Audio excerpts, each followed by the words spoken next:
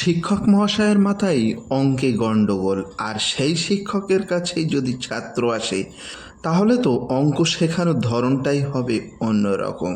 চলুন নাসিরুদ্দিনের একটি গল্প শুনে নেওয়া যাক।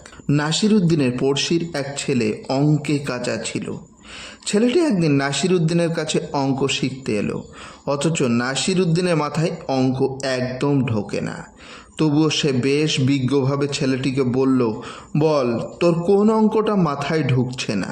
এই অঙ্কটা চাচাজি, একটা ঝুড়িতে 25টি কমলা লেবু ছিল। 15 জন ছাত্রকে একটা করে লেবু দিতে হবে, কিন্তু ঝুড়িটি আনার পর দেখা গেল 10টা লেবু পচে গেছে। তাহলে কটা লেবু কম বা বেশি হবে? ওহো, এই সামান্য অঙ্ক!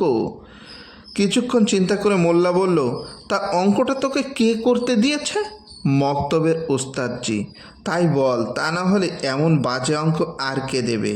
আমরা ছোটবেলায় কখনোই কমলা লেবুর অঙ্ক করিনি, আপেলের করেছি। কমলা লেবু তো পচবেই, আপেল হলে কি এত তাড়াতাড়ি পচতো? আর না পচলে তোর অঙ্কও সোজা হয়ে যেত। যেমন পচা তোর ওস্তাদজি, আর তেমন পচা তোর অঙ্ক। কি বাজে গন্ধ! শিগগিরই পালা এখান থেকে।